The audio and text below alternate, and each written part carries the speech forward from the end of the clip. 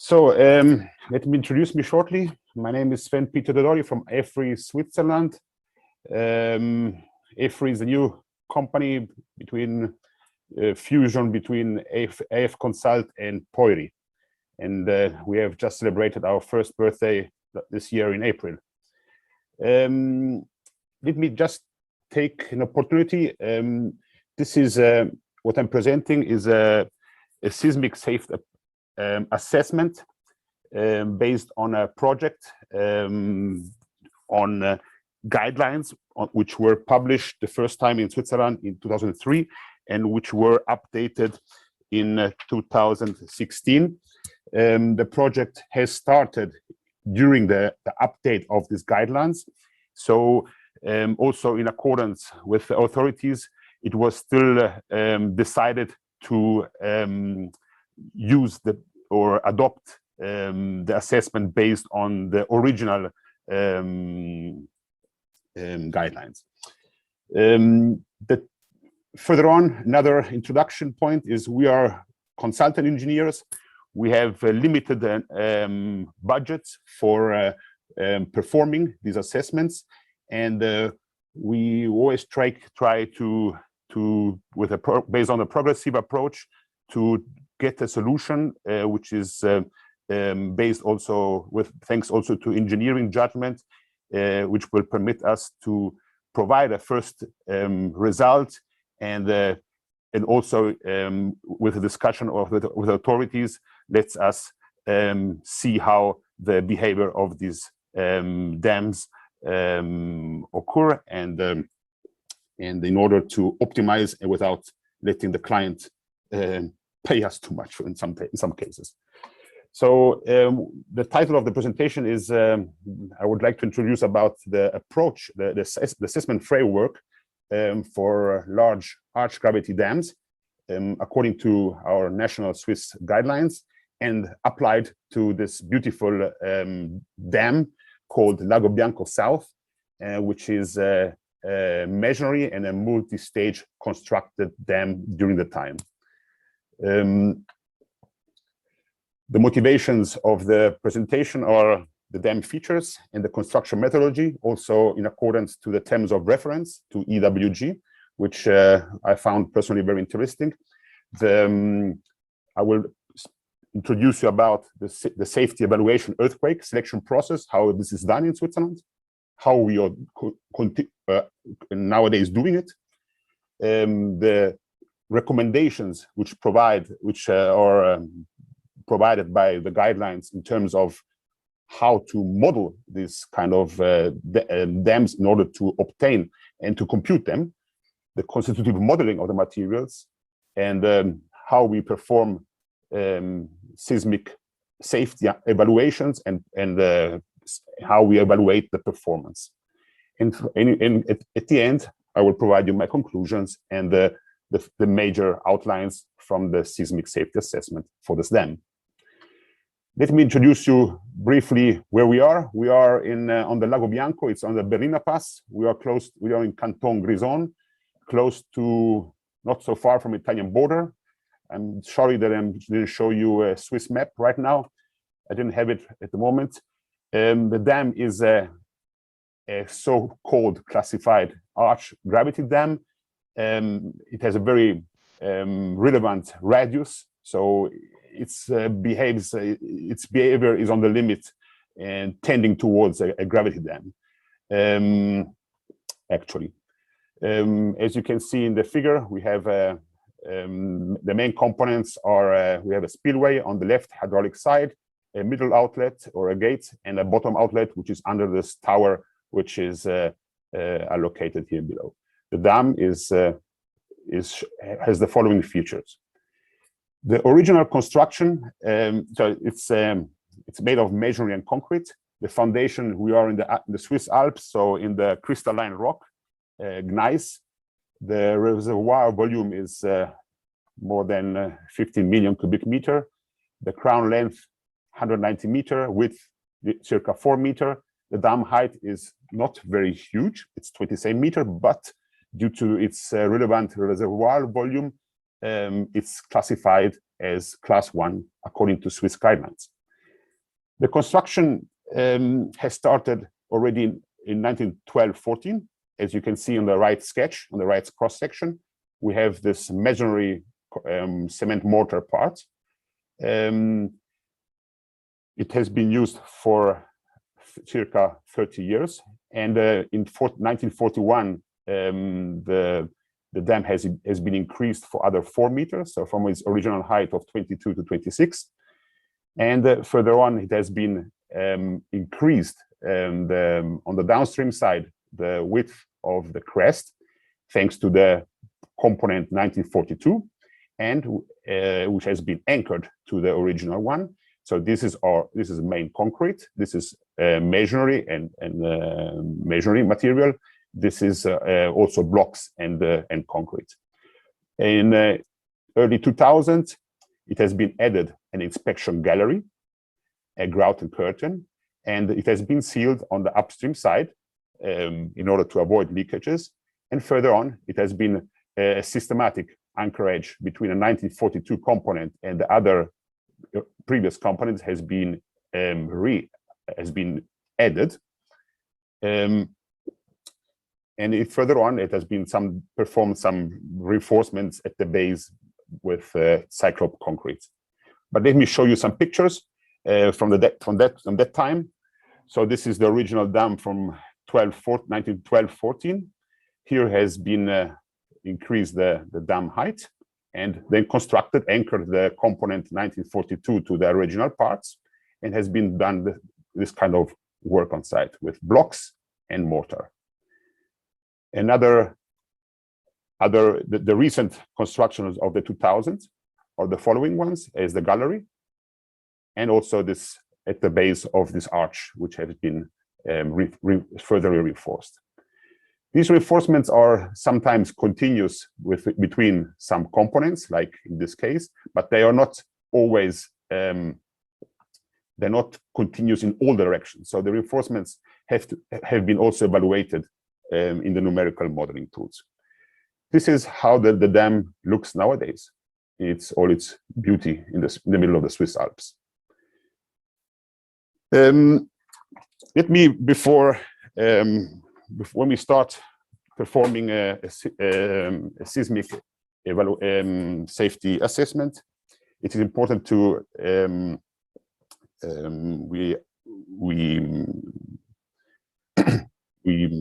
we obtain the seismic evaluation in Switzerland based on the probabilistic seismic hazard analysis, which is based on Swiss isoseismal maps from the 1977 and has been also updated recently in 2015, but which are currently under evaluation.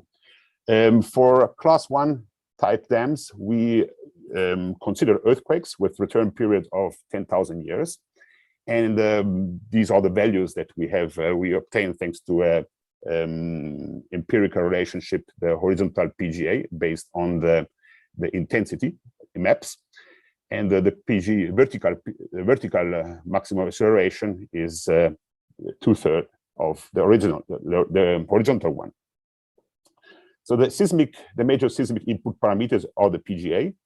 We have standard independent response spectra, which we hook to the PGA consequently based on Eurocode 8. Further on, we have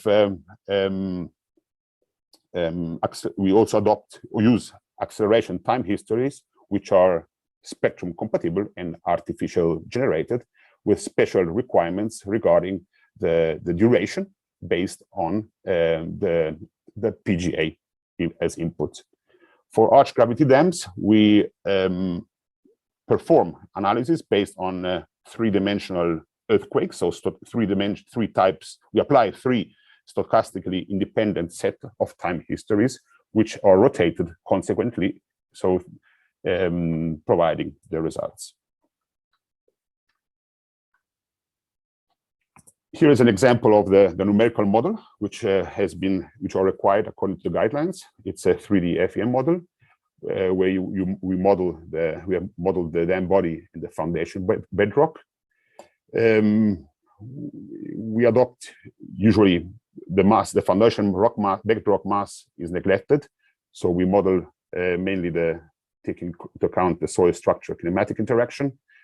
The water structure inertial interaction is modeled thanks to additional incompressible masses according to Westergaard's method. The extension of the model is adopted dependent on the difference of stiffness between the bedrock and the dam. It was specifically for Lago Bianco South Dam. It has been performed a linear elastic 3D model. The dam is monolithic with no joints, so it's a one except the construction joints. The dam is a unique body. For the contact surfaces without reinforcement, a non-linear behavior has been adopted, so only the compression has been considered in these contacts between the different materials. And has been adopted fixed boundary conditions at the foundation bedrock, which has been set far off distance as described on the approach showed before. Here in this lower figure, you can see the different colors for the different materials which have been characterized and implemented. Before starting the assessment, the seismic assessment, we have to find at first the pre-earthquake initial stress conditions. And these are both in terms of static and thermal. Take into account the most severe combination of static and thermal operation loads, either in hot or in cold season, in deep winter, or in the summer. This has been done thanks to the long-term thermomechanical monitoring of the dam, and has permitted us to establish an updated statistical correlation of the model based on this monitoring, and in particularly measuring the radial displacements of the main section based on, as a function, as you can see in this equation, on the height of the water level and the different thermometers allocated inside the dam. So it's as typically happens for this kind of structures, the mechanical, let's say the water-induced effects is rather smaller. So it's in a ranging between about 1 millimeter in comparison to the 4 millimeters of the difference of temperature, due to difference of temperatures. Regarding instead the seismic analysis, the procedure is at first we perform typical wise model analysis for characterizing dynamically the structure in terms of dam foundation and reservoir. We evaluate the eigenfrequencies, the mode shapes, the mass participation factors, and this permits also to set up the Rayleigh damping coefficients.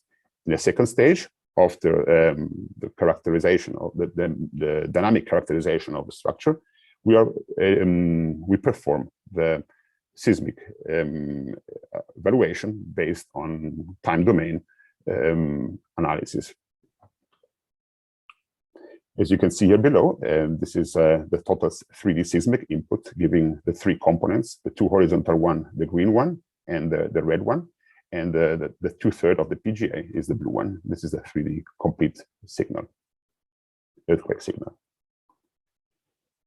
So the Lago Bianco South Dam has more than 100 years. As I mentioned before, it's a stone measuring structure, and also with mass concrete. It's a multiple material package connected with reinforcements due to heightening, rehabilitation, structural improvement.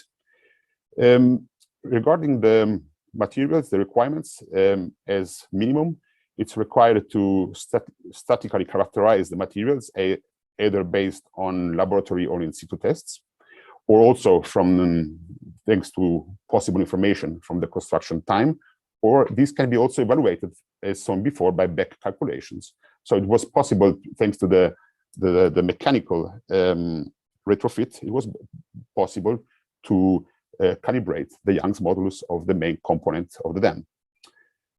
Regarding the dynamic material properties, these can be empirically evaluated from the statistically. These are the relationships here below, keeping an eye mostly on the maximum tensile allowable tensile stress for the concrete, which has to be limited to 4 megapascal. In the case of the masonry structures, the tensile stress is often compared with a material component with the lowest tensile strength. As you can see in the following table, the campaign for characterizing the materials has been quite demanding, because due to the several components of the dam itself. So these have been performed either specifically for the seismic assessment, has been extracted samples and tested in laboratory, either for determining the compression strength or the tensile strength. As you can see, when we're speaking about masonry structures with cement mortar, we have two components: either the stone masonry, which has got a very strong compressive strength, and the cement mortar, which has been also tested, but which is the weakest component of the package here. The same also, so this is for the 1912-14, this is for the 1942. As you can see here also, for the 1942, we have the weakest component is the cement mortar, speaking in terms of tensile strength. And all materials have a different Young's modulus. And so in case what is interesting here is that when the structure gets overstressed, we have a redistribution of the stresses from one component to the other, and so the difficulty is not because we don't have an homogeneous section, and the analysis become more challenging than having a homogeneous dam. What we perform mostly are the following checks during the seismic safety assessment. So our stress, our overall stability, the foundation bedrock integrity. We check the stability of the reservoir area, and we perform also post-earthquake functional checks for the safety critical appurtenant structures like the bottom outlet and the gates.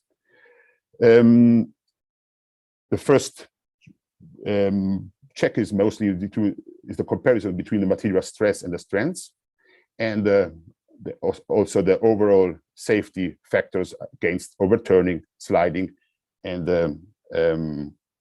buoyancy, uplifting.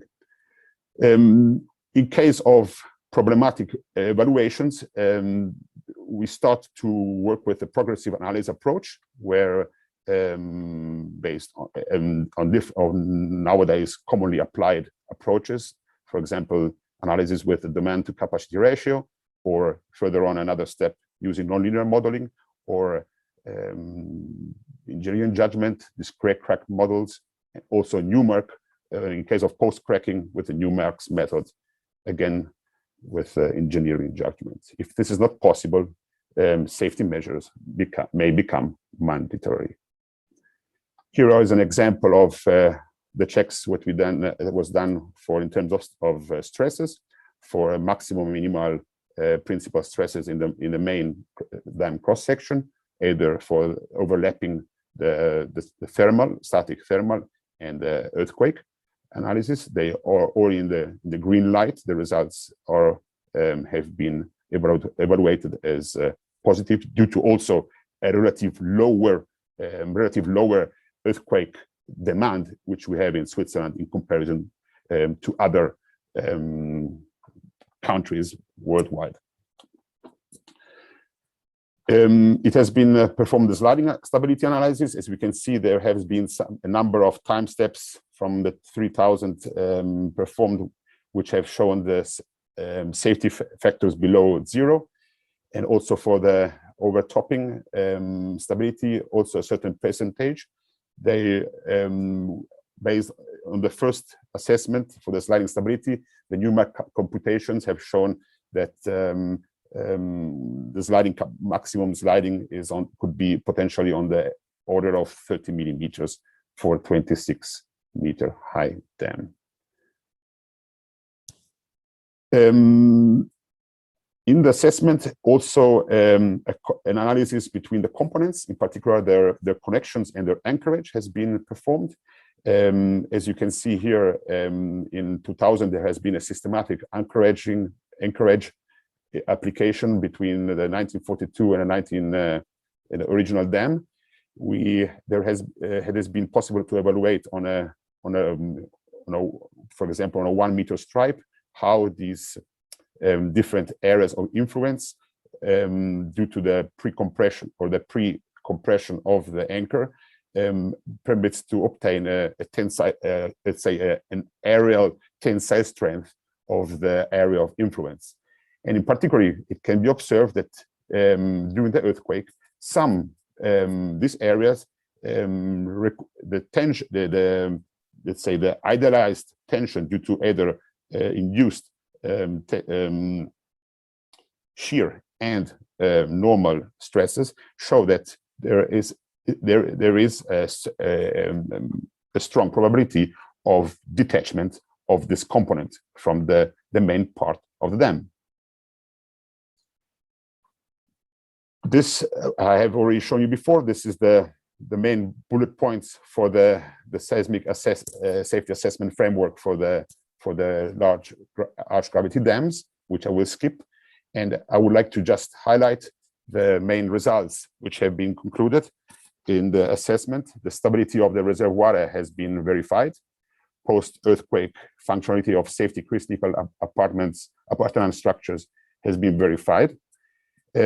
Also, the safety assessment for thermal and mechanical is guaranteed. Regarding the seismic safety assessment of the dam, the local stress in concrete, either in tensile and compression, have been showed as verified. The foundation bedrock integrity also.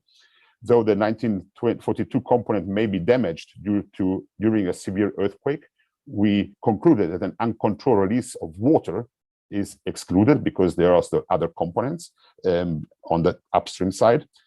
The global stability has shown that there was some sliding or overtopping due to safety factors below zero, but due to the arch effect and the monolithical behavior of the dam and possible partial initially mobilization of the passive earth pressure, we judged the dam as seismically safe.